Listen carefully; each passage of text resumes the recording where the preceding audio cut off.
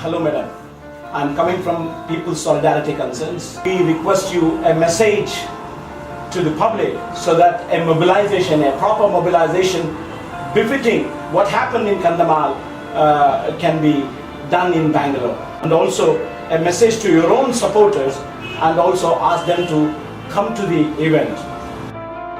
I went there in 2008, almost in the month of December 2008, and then consequently I also visited twice, and my group called the National Alliance of Women is still working. Still I get report that people are not living in peace, people are afraid. I would say that lands have been taken away, their houses been taken away, and they lost so much of their earnings and production from their land. Today they are really made as people who are like beggars. When people went back, and they are still threatened even today, especially women. Children have stopped going to school, and healthcare is not there. Women live in such fear that there may be a sexual assault on them. There may be a molestation will be done on them. That is because one sister was raped and violated. They have arrested 10 people. They have to arrest 10 people who are victims of who are raped that sister. And then 9 they were able to do. In the 9, one person has disappeared. Among the 9, 8 persons are acquitted. So in this case, very clearly, we will say that inadequacies in implementation of law. They did not follow. The witnesses are not protected.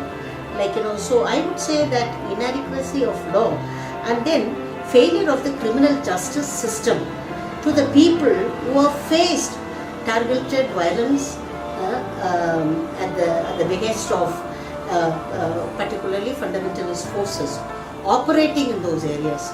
So I would say that right to freedom of worship, I think denied in their case. Right to livelihood has been denied. Right to protection and safety, in their case has been violated. For many months and years, they've been displaced from the places. Government of India never followed, any principles how to look after people who are internally displaced.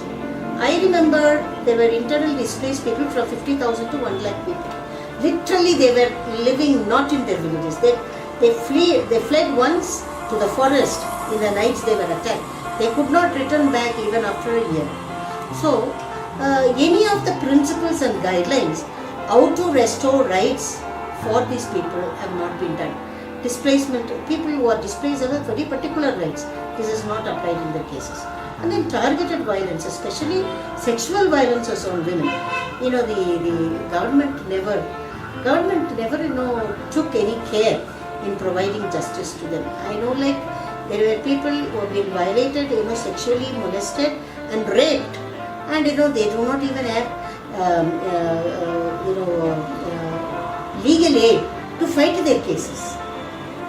It's a sorry situation that the victims are not supported by governments to protect their rights. People who are affected by the communal violences throughout the country, asking for a communal anti-communal violence bill. First it was formulated, there were loopholes, it was not done very well, and then all the groups have contributed, and then the communal violence bill did not come through. And it's very doubtful in this present context whether protecting people from communal violences would be given. We know that they were asking for a moratorium of communal violences for 10 years. And it looks like after 10 years it may continue. But what happened to all the communal violences that has occurred? And there has been not only justice is delayed to them, justice is also denied to these people. I think what we must stand today in solidarity with people. No more Kandhamal, no more Gujarat, no more Muzaffarnagar. I think people who believe in secularism, we should see to this in this country. All religious groups live in tolerance with each other, live in solidarity with each other. I think that is what our constitution writers, Dr. B.R. Ambedkar, made very clear that secularism is one of the tenet and principles of Indian democracy. I think through this protest, we wanted to declare and say that no more Kandhamal, but there should be peace, security, protection for all the vulnerable groups, and specifically people of the Dalits, tribals. In this case also, Dalits were put against tribals, tribals were put against Dalits. I think these kind of things would go on in a communally charged situation. I think very soon the people in Kandhamal will be able to stand on their own, get back their lands. Women, walk in those villages. They live in such beautiful villages all around them, and many of them have migrated to Bhubaneswar. In Bhubaneswar, they have to live in slums, in a condition like that. So I would say that first of all, peace should be restored for them. Properly, relief has not been done. Rehabilitation is not done. At least a reparative justice must be done to them by bringing out this communal, anti-communal violence bill. I think then only the women and the communities will really restore peace. I would invite all the people of the marginalized group, really people from the slums, unorganized sector of labor, in large number attend this protest and give solidarity.